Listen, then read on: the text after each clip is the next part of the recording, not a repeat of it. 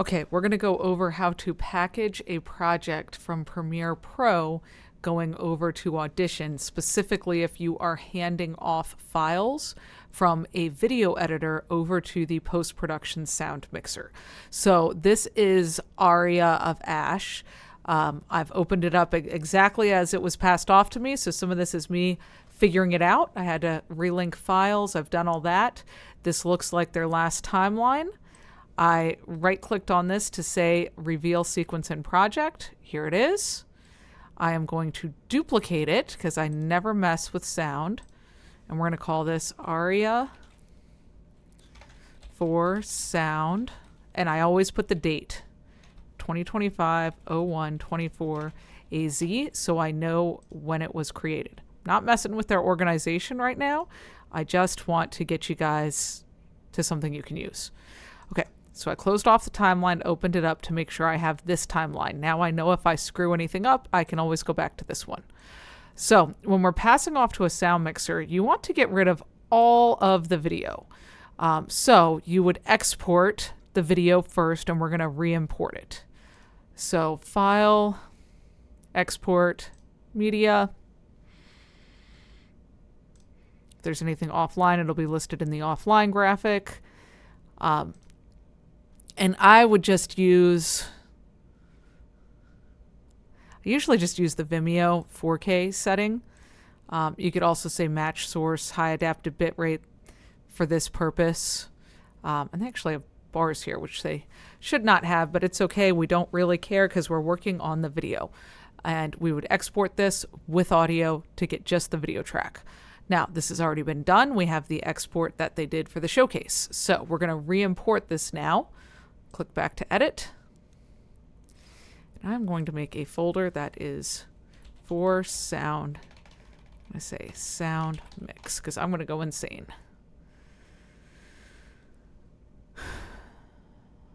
There's Aria for sound. And I will move this to sound mix. Now I can just work in here. Okay. So I have their showcase version that I'm going to drop in as our video track. And they did start it right at the start. They had a little bit of space at the beginning of this. We'll see if this matches up for sure, but it should match up exactly. Now, I'm going to add a video track and an audio track.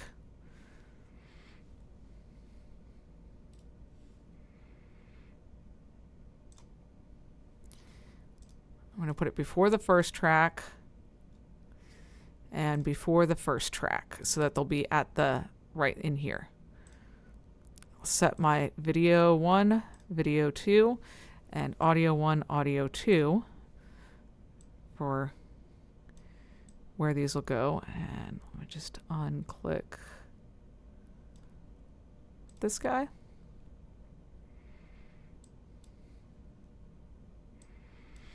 And I'm going to drop in the audio and video file.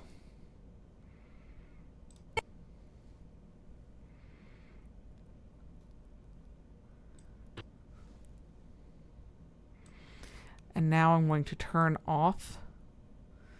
Definitely going to turn off their adjustment layers. Actually, I can go ahead and delete those because I know we don't need adjustment layers in our export. And again, this is already duplicated. And there, let's. Okay.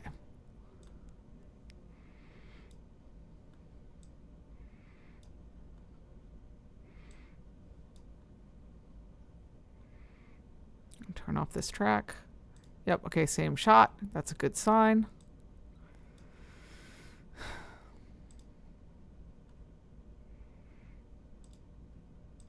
Yep, same shot. Okay. Now, let's check a little further.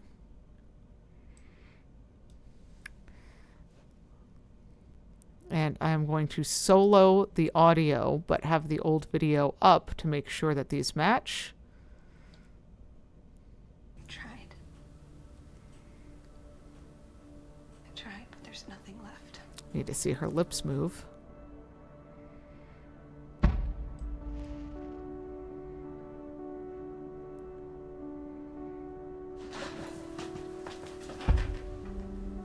Okay, that Foley was definitely in sync.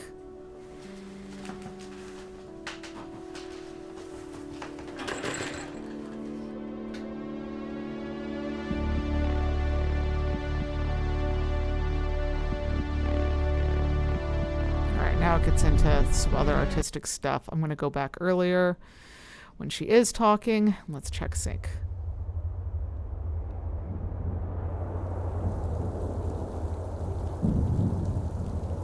I apologize for the late start today.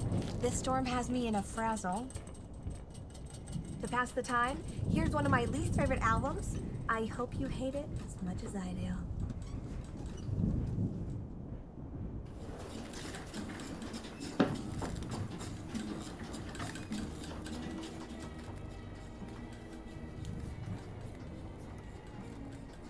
I'm going to take off solo so we can hear if the same sounds are there. It's just going to get a lot louder.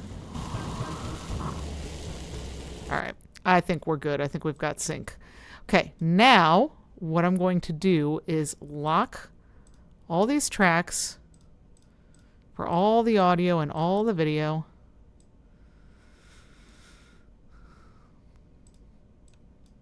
Sorry, all the audio and just that one video track, because I want to make sure I do not delete any audio if any of the audio was tied to the camera. And I'm going to delete out all the extra video. So I'll hold down Alt, which is an extra security, to just select the video and delete it all out. Okay. Now I'm going to delete all empty tracks by right-clicking on the empty space. Delete tracks, delete all empty tracks. Okay. So good. We have one video track.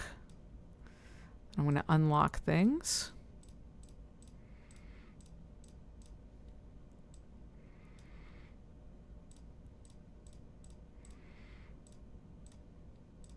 And there we go. Okay. So I'm going to save this. Then I am going to simplify the sequence in case anything is nested. I don't think anything is in this project, but it's just a safety thing if there were nested files. So right-click on the sequence and click Simplify Sequence. Flatten multi-camera clips. Close the vertical gaps. And from both, we're going to remove empty tracks. We don't want to remove disabled or muted tracks because we want to send all of the information over. And simplify. Okay, so now we have this version that says simplified, so that should be everything.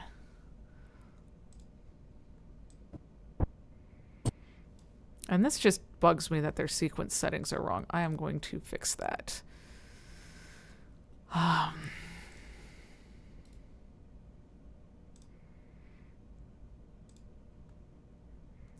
They're 3840 by 2160.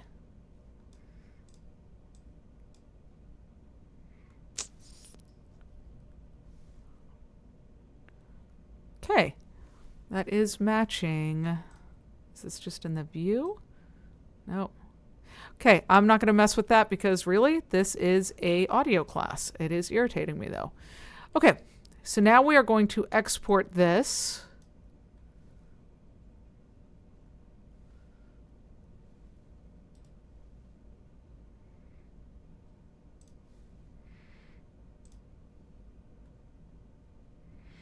Going to add a time code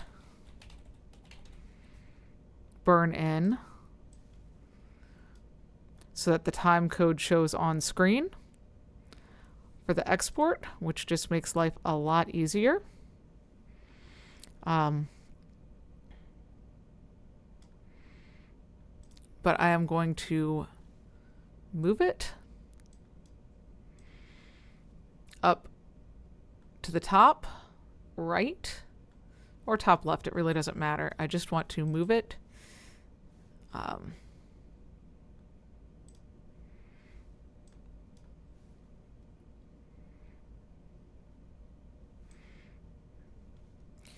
Because often Foley things happen at the bottom. And we want to be able to see those. So there we go, time code. Okay, always save. Now, there are two ways we could save this for moving over to Audition so that we're not giving all of this data over to someone. We can save it by exporting as an AAF, export AAF or OMF. OMFs are directly readable in Audition. For some reason, AAFs are not. So you could save it this way, and I'll show you the settings. We are going to use separate audio.